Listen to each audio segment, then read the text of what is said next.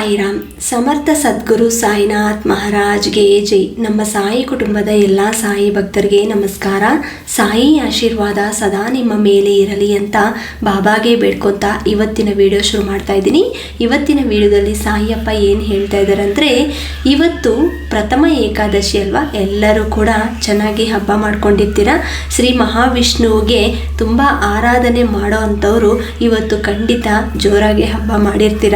ಪ್ರಥಮ ಏಕಾದಶಿ ಅಂದ್ರೇ ಈ ಹಬ್ಬದಿಂದ ಎಲ್ಲ ಹಬ್ಬಗಳು ಶುರುವಾಗುತ್ತೆ ಅನ್ನೋ ಒಂದು ಸೂಚನೆ. ಈ ಪ್ರಥಮ ಏಕಾದಶಿ ದಿನದಿಂದ ಬರೋ ಗುರು ಪೂರ್ಣಿಮೆ, ಎಲ್ಲರಿಗೂ ಗೊತ್ತು ಗುರು ಪೂರ್ಣಿಮೆ ಬರ್ತಾ ಇದೆ 21ನೇ ತಾರೀಕು.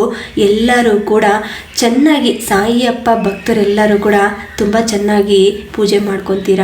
ನೀವು ನಿಮ್ಮ ಮನೆಯಲ್ಲಿರೋ ಕಷ್ಟಗಳೆಲ್ಲ ದೂರ ಆಗಬೇಕು ಅಂತ ಸಂಕಲ್ಪನೆ ಮಾಡ್ಕೊತಾ ಗುರು ಪೂರ್ಣಿಮೆ ಒಳಗೆ ನೀವು ಈ ಕೆಲಸವನ್ನು ಮಾಡಿ. ಒಮ್ಮೆ ನಾನು ಹೇಳಿದಂತೆ ಮಾಡಿ, ಕ್ಷಣ ಕಾಲದಲ್ಲಿ ಬೇಡಿಕೆ ಈಡೇರುತ್ತೆ ಅಂತ ಸಾಯಿಯಪ್ಪ ಹೇಳ್ತಾ ಇದ್ದಾರೆ. ತಪ್ಪದೆ ಎಲ್ಲರೂ ಕೂಡ ಇವತ್ತಿಂದ ಅಂದರೆ ಪ್ರಥಮ ಏಕಾದಶಿ ದಿನ ನೀವು ಶುರು ಮಾಡಿ. ಖಂಡಿತ ಇವತ್ತಿಂದ 5 ದಿನಗಳ ದೀಕ್ಷೆ ಅನ್ನೋದು ನೀವು ಪಾರಾಯಣೆ ಮಾಡಿದರೆ ನಿಮ್ಮ ಜೀವನದಲ್ಲಿ ನಡೆದಿರುವಂಥ ಕಷ್ಟಗಳು ಇದುವರೆಗೂ ಏನೇನಿದೆಯೋ ಆ ಪ್ರಾಬ್ಲಮ್ಸ್ ಎಲ್ಲ ಸಾಲ್ವ್ ಮಾಡ್ಕೊಳ್ಳೋಕ್ಕೆ ಒಂದು ಅವಕಾಶ ಸಿಗ್ತಾ ಇದೆ. ಎಲ್ಲರೂ ಇದನ್ನು ಉಪಯೋಗಿಸ್ಕೊಳ್ಳಿ. ಈ 5 ದಿನಗಳು ನೀವೇನು ಮಾಡಬೇಕಂದ್ರೆ, ಇವತ್ತು ರಾತ್ರಿ ಸಂಜೆ ಆಗೋಗಿದೆ, ರಾತ್ರಿ ಮಲಗುವ ಮುನ್ನ ಇದನ್ನು ಪ್ರಯತ್ನ ಮಾಡಿ. ಹೆಂಗೋ ನೀವು ಸಾಯಿಯಪ್ಪ ಮುಂದೆ ಅಂದರೆ ನಿಮ್ಮ ಮನೆಯಲ್ಲಿ ಪೂಜೆ ಮನೆಯಲ್ಲಿ ದೀಪಾರಾಧನೆ ಮಾಡಿರ್ತೀರ, ವಿಷ್ಣುವಿಗೆ ಆರಾಧನೆ ಮಾಡಿರ್ತೀರ, ಸಾಯಂಕಾಲ ಕೂಡ ಮಾಡಿರ್ತೀರಲ್ವ. ನಿಮ್ಮ ಮನಸ್ಸಿನಲ್ಲಿ ಇರುವಂಥ ಭಾವನೆಗಳು ಸಂಕಲ್ಪನೆ ಮಾಡ್ಕೊತ ನಿಮ್ಮ ಇಚ್ಛೆಗಳು ಏನೇ ಇರಲಿ ಅದನ್ನು ಇವತ್ತು ಶ್ರೀ ಮಹಾವಿಷ್ಣು ಮುಂದೆ ಹೇಳ್ಕೊತ, ಆ ಸಾಯಿಯಪ್ಪ ಮುಂದೆ ಹೇಳ್ಕೊತ ಇದನ್ನು ಆಚರಿಸಬೇಕು. ಇವತ್ತು ರಾತ್ರಿ ಮಲಗುವ ಮುನ್ನ ಯಾವ ಥರ ಮಾಡಬೇಕು ಅಂದರೆ, ಸಾಯಿ ಸಚ್ಚರಿತ್ರೆನ ಓದಬೇಕು, ಅಥವಾ ಗುರುಚರಿತ್ರೆ ಪಾರಾಯಣೆ, ಅಥವಾ ದತ್ತ ಚರಿತ್ರೆ, ಅಥವಾ ವಿಷ್ಣು ಪಾರಾಯಣ, ಅಥವಾ ಲಲಿತ ಸಹಸ್ರನಾಮ ಸ್ತೋತ್ರವನ್ನು ಪಾರಾಯಣೆ ಅನ್ನೋದು ಮಾಡಿ. ಅದು ಯಾವ ಥರ ಮಾಡ್ತೀರಾ ಅಂದರೆ, ರಾತ್ರಿ ಮಲಗುವ ಮುನ್ನ ದೀಪಾರಾಧನೆ ಮಾಡಿರ್ತೀರ, ಅಲ್ಲಿ ಕೂತ್ಕೊಂಡು ಸ್ವಲ್ಪ ಹೊತ್ತು. ಇವತ್ತು ಯಾರ್ಯಾರು ಉಪವಾಸ ಮಾಡಿರ್ತೀರೋ ಅವ್ರಿಗೆ ಇನ್ನೂ ಒಳ್ಳೆಯದಾಗತ್ತೆ.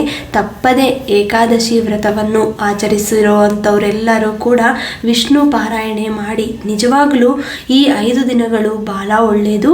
ಪ್ರತಿದಿನ ರಾತ್ರಿ ಮಲಗುವ ಮುನ್ನ ಅಥವಾ ಅಟ್ಲೀಸ್ಟ್ ಬೆಳಿಗ್ಗೆ ನಿಮಗೆ ಯಾವ ಟೈಮ್ ಅನುಕೂಲ ಆಗುತ್ತೋ 1 ಅವರ್ ಕೂತ್ಕೊಂಡು, ಈ 1 ಅವರ್ ಸಮಯ ನಾನು ಪಾರಾಯಣಕ್ಕೆ ಅಂತ ಇಟ್ಕೊಂಡಿದ್ದೀನಿ ಅಂತ ತಿಳ್ಕೊಂಡು ಇವತ್ತಿಂದ ಶುರು ಮಾಡಿ. ಅದು ಕೂಡ ಈ 5 ದಿನಗಳು ಇವತ್ತು ಮಾಡಿ. ಅಂದರೆ ಸಾಯಿ ಸಚ್ಚರಿತ್ರನ ನಾನು ಈ 5 ದಿನಗಳಲ್ಲಿ ಓದ್ತೀನಿ, ಅಥವಾ ಗುರುಚರಿತ್ರೆ ಈ 5 ದಿನಗಳಲ್ಲಿ ಓದ್ತೀನಿ, ಅಥವಾ ಈ ಥರ ನೀವು ಸಂಕಲ್ಪನೆ ಮಾಡ್ಕೋಬೇಕು. ಯಾಕಂದರೆ ಗುರು ಪೂರ್ಣಿಮೆ ದಿನ ನಿಮ್ಮ ಇಚ್ಛೆಗಳು ನೆರವೇರಬೇಕು ಅಂದರೆ ಗುರು ಪೂರ್ಣಿಮೆ ಒಳಗೆ ನಿಮಗೆ ಸಾಯಿಯಪ್ಪ ಆಶೀರ್ವಾದ ಸಿಗುತ್ತೆ.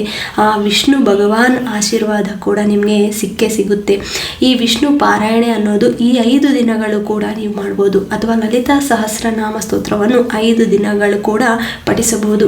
ಈ ಥರ ನಿಮಗೆ ಏನೇ ತೊಂದರೆ ಇದ್ದರೂ ಕೂಡ, ಜಾಬ್ ಸಮಸ್ಯೆ ಅಥವಾ ದುಡ್ಡು ಸಮಸ್ಯೆ ಅಥವಾ ಮನೆ ಸಮಸ್ಯೆ ಅಥವಾ ಇನ್ನೇನಾದರೂ ಮಕ್ಕಳ ಸಮಸ್ಯೆ, ಈ ಥರ ಏನೇ ತೊಂದರೆಗಳು ಇದ್ದರೂ ನಿಮ್ಮ ಇಚ್ಛೆಗಳನ್ನು ಹೇಳ್ಕೊತ ಸಾಯಿಯಪ್ಪಗೆ ಸಂಕಲ್ಪನೆ ಮಾಡಿಕೊಂಡು ಇದನ್ನು ಶುರು ಮಾಡಿ. ಅಲ್ಲ ನಮಗೆ ಇದೆಲ್ಲ ಆಗಲ್ಲ ಅಂದರೆ ಇನ್ನೊಂದು ಕೆಲಸ ಮಾಡ್ಬೋದು.